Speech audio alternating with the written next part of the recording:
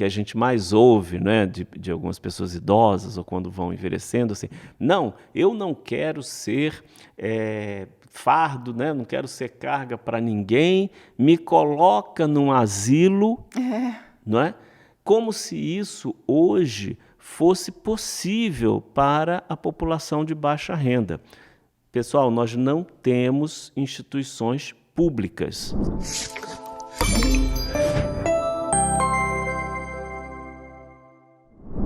Você conhece o termo financeirização da velhice? Funciona assim: você envelhece, se aposenta, passa a viver com esse dinheiro e ele não é suficiente. Você precisa comprar remédios, pagar suas contas e então recebe uma proposta de empréstimo, principalmente aquele empréstimo consignado, e o seu salário, que já é pouco, vai ficando cada vez mais comprometido. O resultado disso é que a população idosa do Brasil está cada dia mais inadimplente. Já as empresas que oferecem os empréstimos e todos esses serviços, planos de saúde, cuidadores, enfim, o mercado que vende para essa população vai ficando cada vez mais rico. Enxergar a população mais velha como um filão a ser explorado financeiramente é financeirização da velhice. Um termo que foi lançado em um artigo científico publicado pela antropóloga e professora emérita da Unicamp, Gita Grindebert, e pelo pesquisador Jorge Félix, que é professor da USP e pesquisador de pós-doutorado no PAGU, Núcleo de Estudos de Gênero da Unicamp. O professor Jorge Félix está aqui com a gente. Bem-vindo, professor. Obrigado pelo convite. O programa Analisa de hoje é apresentado por mim, Patrícia Lauretti, tem direção de imagem de Jorge Calhau, imagens de Marcos Botelho Júnior e edição de imagens de Kleber Casablanca. A versão em áudio é de Otávio Silva. Professor, vamos começar então explicando melhor o que é esse termo financeirização da velhice. Antes desse termo, houve um outro termo que era reprivatização da velhice, tá correto? Isso, correto. Que foi, inclusive, colocado pela professora Gita. Isso. Então, podemos dizer que ele é um desdobramento dessa reprivatização da velhice, né? Porque em 1999 a professora Gita Debert publicou o livro dela, e que lançava essa, né, na análise que ela fez da velhice ao longo do tempo, esse termo, né, esse conceito da reprivatização da velhice. O que é isso? Muito, né, nos séculos passados, muito antigamente, você tinha uma responsabilidade sobre a velhice basicamente da família, né? A velhice era uma questão privada. O Estado não se responsabilizava pelo bem-estar das pessoas na fase idosa. Depois do pós-guerra, principalmente, pós-Segunda Guerra Mundial, você tem a emergência, né, do estado de bem-estar social, né? Aquele modelo de Estado que ele era responsável pelas pessoas, pelo bem-estar das pessoas, como a gente diz, do berço ao túmulo. Então, desde a criança até a fase idosa, você tinha uma responsabilização do Estado. Depois dos anos 1970, com a ascensão do neoliberalismo, você tem uma devolução por parte do Estado dessa responsabilidade para as famílias, né? Para a esfera privada. Então, a Gita chamou esse fenômeno de reprivatização da velhice. Bom, e agora nós estamos chamando de financiarização da velhice. Por quê? Essa nova economia que surgiu no mundo depois dos anos 1970, né, o chamado período neoliberal, que alguns economistas dizem que estamos no fim, né, com a crise de 2008, principalmente com a pandemia, nós teríamos chegado ao fim, mas ele deixa, vamos dizer assim, de herança uma economia excessivamente financiarizada. Né? Não que a finança por si só ela seja ruim para a economia, pelo contrário, ela tem um papel legítimo de impulsionar o setor produtivo, mas hoje não é isso mais que a gente vê no mundo inteiro. O que nós estamos vendo é a esfera financeira assumindo um grande papel, um papel hipertrofiado, diria assim, e que caracteriza, né, a financiarização caracteriza hoje a economia global, a economia do século XXI. Que, em resumo, é você ter um papel menor do setor produtivo e um papel hipertrofiado do setor financeiro, né? Então, isso tem várias causas, né? As causalidades aí, inclusive da questão tecnológica, da desregulamentação, do livre fluxo de capitais. E uma questão central desse fenômeno da financiarização da economia é a dívida, é o endividamento. Tanto o endividamento dos países, das nações, não é? A chamada dívida pública, como o endividamento dos indivíduos. Né? Então, nós caracterizamos, eu e a Guita, essa financiarização da velhice a partir de 3 fatores. O primeiro é os planos de saúde. Né? Vamos começar pelos planos de saúde, porque ele passa a ser, né, isso falando em termos de Brasil, ele passa a ser uma despesa prioritária no envelhecimento, né, das pessoas que têm condições de pagar o plano de saúde. Né? Aqui no Brasil, 25% da população tem plano de saúde, já são mais de 50 milhões de pessoas com planos de saúde de diversos tipos, né? Empresarial, modalidades, o individual e familiar. Bom, o que a gente caracteriza o plano de saúde, eu acho que essa é a grande novidade da nossa análise, vamos dizer assim, é que outros pesquisadores já haviam apontado que os planos de saúde entram no que chamamos na economia de gastos catastróficos. Né? Gastos catastróficos. O que são os gastos catastróficos? É um conceito na economia que você, com um item do seu orçamento passando de 40% da sua renda, e você tendo que deixar de consumir outros itens básicos, como alimentação, ou reduzindo esse gasto em alimentação, por exemplo, você estaria numa situação de gastos catastróficos. E o plano de saúde, né, outros pesquisadores apontaram, ele entrou para essa esfera dos gastos catastróficos em inúmeras famílias, principalmente as famílias de idosos ou com idosos. O que nós caracterizamos agora é que a pessoa não percebe, não é? Mas ela, na verdade, ela não está simplesmente comprando um serviço de saúde, né? No caso dos planos de saúde. Ela está com uma dívida. O plano de saúde passa a ser, se concretizar no orçamento familiar desse tipo de família com mais idosos como um endividamento. Né? Principalmente quando você tem recusa de cobertura, quando você tem uma prestação, uma má qualidade na prestação do serviço, né? Então você pagou até por algo que você não recebeu. Então, nós caracterizamos como um endividamento. Mas é um endividamento por quê, exatamente? Porque essa pessoa ela não tem o dinheiro para pagar essa mensalidade e ela se endivida para pagar para o resto da vida? Isso. Em muitos casos, ela se endivida para pagar. Ou ela entra em gastos catastróficos, ou seja, ela deixa de consumir até mesmo alimentos porque o plano de saúde pesa demais em relação à renda que ela tem.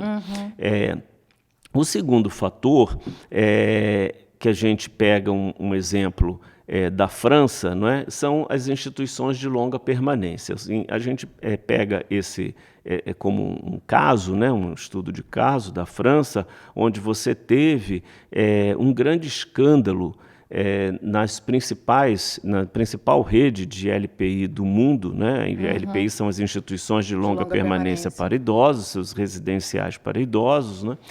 E eles passaram a ser vendidos, pelo menos, né, no marketing, como um grande serviço de hotelaria, onde a pessoa vai ter todo o conforto, onde vai ter várias atividades, etc. Todo tipo de assistência, né? Isso. E na França nós percebemos que este modelo ele se financiarizou como modelo de negócio, né? Ele se financiarizou. O que é isso? Ele passou a ser mais um investimento, um negócio de imobiliário do que de prestação de serviço de cuidado. Como que é a isso história se de dá? ter o capital aberto nas bolsas, isso. Como isso se dá? Você constrói uma grande rede, né? Então, a rede que a gente analisa e que foi o foco desse escândalo da França alguns anos atrás, há 2 anos atrás, ele forma uma grande rede com várias unidades, né? Mais de 100 unidades, né? Mais de 100 residenciais. Depois você vende esse imóvel para um fundo de investimento e assina um contrato de aluguel por longo prazo, né, de 30, 40 anos. E o valor desse aluguel ele é bastante alto. Então, a operação daquele residencial para idosos passa a ter a finalidade de pagar aquele aluguel, porque aquele aluguel pesa bastante também no orçamento dessa ILPI. E, evidentemente, ela compromete a qualidade do serviço. Então, na França, nós tivemos na ILPI... O problema não é exatamente de quem opera os residenciais, então, mas dos proprietários dos imóveis, seria isso? É uma operação conjunta, na verdade, né?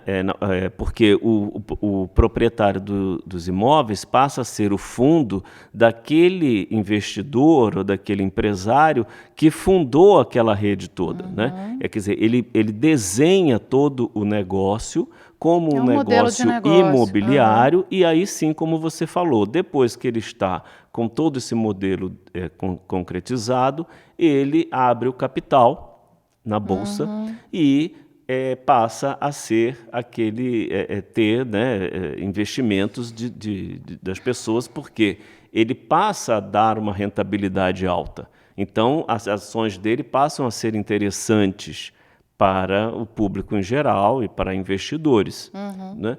E o último critério disso tudo é a qualidade do serviço. Então, na França, nós tivemos idosos na ILPI mais luxuosa da região de Paris, nós tivemos idosos que ficavam sem troca de lençol, de fralda, sem tomar banho, comendo comida de fast food, todo tipo de, inclusive mortes, que foram registradas e a empresa foi condenada. Então, a gente pega esse exemplo para mostrar como o peso também dos gastos com cuidado tem levado a um endividamento, né? Isso pode ser por meio de uma ILPI ou não, mesmo os gastos que a pessoa tem que ter residenciais, né? Porque a gente sabe que o cuidado hoje é delegado totalmente à família ou à própria pessoa. Então, você tem esse fenômeno também do endividamento devido a esses modelos de financiarização você falou, que nós temos observado na área do cuidado. Certo. Então, vocês utilizaram esse estudo da França, esse caso da França no estudo, né? Isso. No Brasil, já houve alguma coisa parecida com isso ou não? Não, mas a mesma empresa que foi o foco de escândalo na França, ela opera no Brasil. Nós não queremos dizer que ela opere da mesma forma ou que tenha tido esses casos. Não teve. Mas nós decidimos fazer esse alerta, não é? Porque essa empresa, em termos globais, ela opera dessa forma. Então, seria aí uma questão de compliance dessa empresa. Inclusive, a empresa mudou de nome depois do escândalo, porque a marca ficou muito desgastada. Foi a Prevent Senior? Não, a Prevent Senior não. Essa é a Prevent Senior empresa estrangeira, a Orpea. Ah, tá. Né? Prevent Senior era o plano de do saúde. Plano de saúde.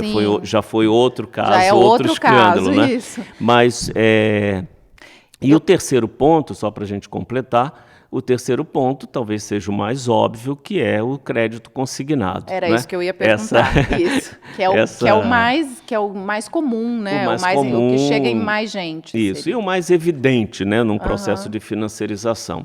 E por que nós colocamos o crédito consignado? Porque o crédito consignado, como ele tem um risco praticamente zero, né, porque 99% das pessoas elas pagam o crédito consignado. É descontado no porque salário. É descontado do salário. Ela, antes mesmo dela receber, ela já pagou a prestação. Então, ele deveria ter um juros absolutamente simbólico. Né? E ele tem que cobrisse ali, vamos dizer, a operação do banco, que também hoje é muito simples, né? Totalmente digital. Então, ele mesmo com esses juros aí em torno de 1,7%, ele ainda esse ainda é um juro muito alto. E também ele é uma financiarização porque, uma vez que a pessoa tome o primeiro empréstimo, ela tem uma grande tendência a emendar em outro, a renegociar, ela é chamada para renegociar e tem até a negociação de que não, você renegocia e ainda recebe um troco aqui para R$200, R$300 e tal, que são valores significativos para a faixa etária, para a faixa de renda que pega o empréstimo consignado. Agora, tem o outro lado, né? O lado, assim, vamos dizer assim, subjetivo, né? Que não deixa de ser perverso, que a pessoa, nas pesquisas, isso são pesquisas de doutoramento, que mostraram que a pessoa idosa que contrai esse crédito, ela acaba se sentindo muito satisfeita, porque ela ressignifica o seu papel dentro da família, com a relação com o banco, ela passa a ser bem tratada na agência bancária, ela é assediada, né, por mais que ela reclame, mas ela é assediada e ela ela gosta daquela situação que ela, o banco está atrás de mim. Sim. Então, assim, há toda essa ressignificação que faz com que a pessoa não se perceba explorada por essa taxa de juros. Né? Certo. Então, e também, assim, nós não colocamos isso nesse estudo, um quarto pilar, vamos dizer assim, mas eu, nos meus estudos, né, anteriores, eu falei bastante disso, que é também a questão da previdência privada. Né? A previdência privada nós também poderíamos encarar como um quarto item aí desse processo de financiarização da velhice. Eu queria voltar um pouco, professor, porque a questão da financiarização da velhice, e principalmente do empréstimo consignado, ela só é possível porque o Estado passa de estado de bem-estar social para um estado fiador, ou seja, o Estado retira a responsabilidade, né, acontece essa reprivatização, né, da velhice, só que o Estado ele é fiador dessa dívida toda, né? Então, nós demos essa denominação, né, desse estado de estado fiador. Porque, como eu falei, ele tem nós tivemos o estado de bem-estar social e com a política de austeridade fiscal, com toda essa questão do neoliberalismo, né, que eu chamo de um capitalismo de desconstrução, né, ele vem para desconstruir o estado de bem-estar social. Ele diz assim, né, como se o Estado dissesse assim para as pessoas: olha, eu não tenho mais condição de cuidar disso, eu não tenho como te dar saúde, eu não tenho como lhe dar educação, né? Você vê aí toda a discussão agora, inclusive na questão das universidades, para que tem que cobrar, tem que, Sim, né? Enfim, o Estado essa vai questão do saindo, Estado mínimo, né? o Estado vai saindo dessas responsabilidades, né, que ele assumiu no pós-guerra com o modelo do Estado de Bem-Estar Social, mas ele te diz assim: olha, mas eu posso ser o seu fiador, né, para você ir ao mercado e contrair dívida. Então eu posso ser o seu fiador no Minha Casa Minha Vida, eu posso ser o seu fiador no FIES, eu posso ser o seu fiador no crédito consignado, eu posso ser o seu fiador, inclusive, quando você vai se endividar demais e vai ter que renegociar a sua dívida. Então, se você vir o programa Desenrola Brasil, que o governo empreendeu, ele também era um modelo de Estado fiador, né? Eu sou o garantidor para você renegociar a sua dívida. Então, você passa a normalizar essa condição de endividamento. Sim. E o Estado entra apenas como um fiador para você renegociar a sua dívida com o setor privado. E isso tem se verificado imensamente na questão da população idosa. Agora, existe uma reação, por outro lado, né, existe uma tentativa de reação do governo, por exemplo, com essa política essa proposta, né, uma proposta que foi entregue ao Congresso agora recentemente, que é de uma política nacional de cuidados. Como é que o senhor vê essa proposta e quais seriam os impactos para a velhice e se diminuiria a financiarização da velhice, essa exploração financeira das pessoas idosas? Então, essa é uma iniciativa imensamente louvável, né? De nós estarmos discutindo cuidado por uma iniciativa do Executivo. Tem um enfoque em mulheres, né? Tem um enfoque de gênero, né? Mas também atinge a população idosa, né? Isso. Então, assim, vou detalhar, mas assim, primeiro eu queria só destacar isso, né? Quer dizer, é uma grande iniciativa, é inédita essa iniciativa do governo federal de elaborar um projeto de lei, encaminhar um projeto de lei ao Congresso para instituir uma política nacional do cuidado. Algo que eu e Guita também escrevemos muito sobre isso na Folha de São Paulo e tudo, que outros países da América Latina já estavam mais avançados, já estão mais avançados nesse item, e você tem vários modelos dessa política nacional do cuidado já na América Latina. E o Brasil estava atrasado nisso, a despeito de ter iniciativas, também temos que destacar, teve iniciativas do Legislativo, né? Nós temos dois projetos de lei e uma emenda constitucional tramitando no Congresso que tratam de política nacional do cuidado. Esse projeto de lei agora do governo federal vai se somar a essas iniciativas legislativas. Bom, agora, o que o governo mandou para o Congresso, como você destacou, foi baseado num amplo trabalho, um trabalho muito elogiável do grupo de trabalho que foi instituído para discutir essa questão da política nacional do cuidado, com uma questão de gênero muito forte. Por quê? Porque o trabalho de cuidado ele é um trabalho feminino, né? Assim, nós temos uma sociedade patriarcal, onde o homem não lava a louça, o homem não lava a roupa, o homem não passa vassoura na casa, tem toda essa questão cultural, e dentro, né, do gênero, né, de feminino, nós temos ainda uma interseccionalidade, né, com as mulheres negras e pobres, que são as empregadas domésticas, que são as cuidadoras de idosos e tal.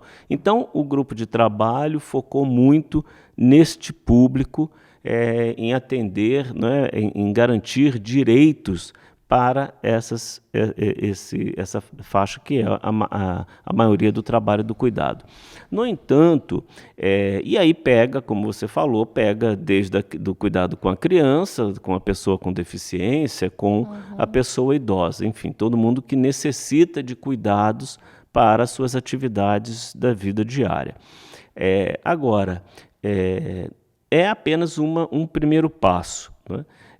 Porque a grande questão, né, o grande ponto de interrogação que fica é de onde sairão esses recursos para essa política nacional do cuidado. E no projeto de lei que foi encaminhado, que nos tem preocupado e tem sido motivo de nossas discussões, justamente porque no texto desse projeto de lei ele remete a disponibilidade de recursos, tanto da União, como dos governos estaduais, como dos governos municipais. Então, você ainda tem uma coisa, né, muito difícil. Aí a minha visão particular é que nós só conseguiríamos dar esse grande passo amplamente necessário para uma sociedade super envelhecida que nós estamos nos transformando, se nós tivermos a criação de uma contribuição social para a área do cuidado, né? E temos que ultrapassar essa grande dificuldade, né, que é da construção de um sistema de cuidados, né, como o SUS. Então você veja a grandiosidade que é isso. Quer dizer, esse seria o ideal do ideal do ideal. Criar uma contribuição, né, ainda numa situação que a gente está numa discussão também de reforma tributária, enfim, é algo muito difícil, né? Agora, um investimento no SUS, né, um investimento maior no SUS já seria bem importante, né? Não, sem dúvida. E, né, quero lembrar a todos, foi essa a promessa de campanha do então candidato Luiz Inácio Lula da Silva, quando teve um encontro em São Paulo com pesquisadores e militantes e ativistas da área do envelhecimento. Ele prometeu criar, no âmbito do SUS, um serviço domiciliar de cuidado. Porque, veja, Patrícia, a gente falou de ILPIs. Agora, as ILPIs, né, diante do que a gente colocou, as instituições de longa permanência, os residenciais para idosos, eu gosto muito de, sempre em palestras e tudo, eu falo isso, porque o que a gente mais ouve, né, de algumas pessoas idosas ou quando vão envelhecendo, assim, não, eu não quero ser fardo, né, não quero ser carga para ninguém, me coloca num asilo, não é? Como se isso hoje fosse possível para a população de baixa renda. Pessoal, nós não temos instituições públicas. Sim. Né? O governo federal só tem um residencial para idosos público, que está no âmbito do governo federal. Que é a Casa Cristo Redentor, no Rio de Janeiro. No Brasil inteiro você só tem um público, um federal, um residencial público, não, federal. Público federal. Os residenciais são municipais em geral, né? Tem os filantrópicos e os filantrópicos, né? Mas particular, assim, acho que uma mensalidade de um residencial desse... Hoje um bom residencial, ele não consegue oferecer esse serviço por menos de R$8.000. Dependendo do grau de dependência da pessoa idosa, né? Mas tem outros que chegam até 15, 18 mil reais por mês. O que nós estamos observando é um avanço, né? Hoje nós já temos uma grande parcela de filantrópicos, né, que são muitos ligados a religiões, e o que nós temos observado é um crescimento bem acelerado dos privados. Então, o que eu quero dizer assim, essas pessoas que falam isso, né, que não quero, me coloca... Me põe lá no asilo. Não vai, isso não vai ser a realidade do envelhecimento futuro. E o que vai acontecer com essa pessoa? Então, hoje, sem essa política nacional de cuidado, ela tem totalmente uma dependência da família. né? E muitas vezes pessoas da família precisam deixar de trabalhar, geralmente mulheres, Exatamente, né? é isso que a gente tem observado. Saem do mercado Nisso. de trabalho para assumir esse trabalho de cuidado dentro de casa. Isso já foi mostrado por pesquisas, inclusive, oficiais, que o chamado fenômeno nem estuda, nem trabalha, dos jovens, uma grande parte, principalmente as mulheres, está em trabalhos de cuidado, seja trabalhos de cuidado com crianças, seja cuidados com idosos. Então, saíram do mercado de trabalho. O que o Brasil precisaria fazer? Ir implantando gradualmente, né? Isso está nesse projeto de lei, mas eu não vejo outra forma disso ser implantado, isso não está lá, mas teria que ser no âmbito do SUS, né? Iniciar no âmbito do SUS, como você falou, de mais investimentos para o SUS, para que você criasse esse serviço domiciliar de cuidado, quer dizer, você passasse a auxiliar as famílias de acordo com o grau de necessidade daquelas pessoas que são cuidadas, né? Que precisam de cuidados, que demandam por cuidado, sejam crianças ou as pessoas idosas, ou as pessoas com deficiência. Sim. Porque seria uma ampliação, digamos assim, do modelo dos agentes comunitários de saúde, né? Os agentes comunitários de saúde hoje, eles fazem uma visita, fazem uma pesquisa, eles preenchem lá algumas perguntas que fazem para as pessoas, muito no âmbito da saúde, estritamente do âmbito da saúde. Então, esse agente comunitário de saúde, ele precisava ser um agente comunitário da saúde do cuidado. Então, ele poderia ir à casa da pessoa, auxiliar a família a dar banho, a ver se a pessoa se alimentou, a ver se a pessoa tem alguma necessidade especial, etc. Esse seria um primeiro passo para a gente caminhar muito futuramente, aí é quase que uma utopia, a esse sistema de cuidado e ter no modelo do SUS. Né? Uma remuneração para essas pessoas que se dedicam, né? Não sei, de bolsa, talvez esse seria, não sei se isso está previsto nesse plano, né, nacional, mas seria muito importante, porque a pessoa deixa de trabalhar, deixa de ter a renda, quer dizer, está ali em casa ajudando. E muitas vezes esses idosos, eles precisam de alguém que more na casa, que durma ali, né? E eles precisam de atenção 24 horas, né?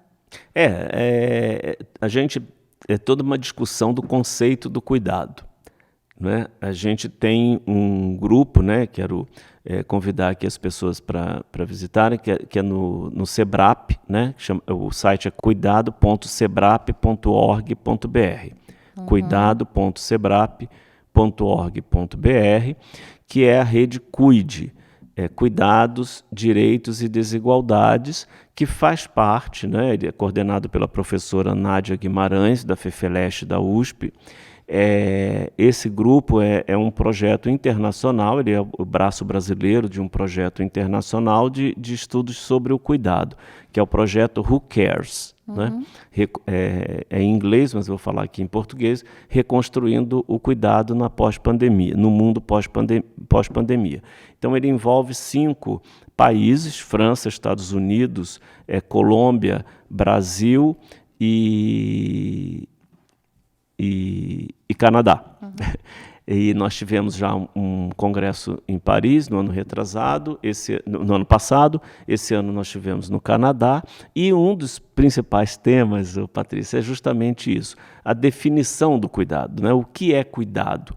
Porque isso que você colocou, o agente comunitário de saúde pode ir lá, atender aquela pessoa, ajudar a dar banho, ajudar a fazer comida e tal. E vai embora.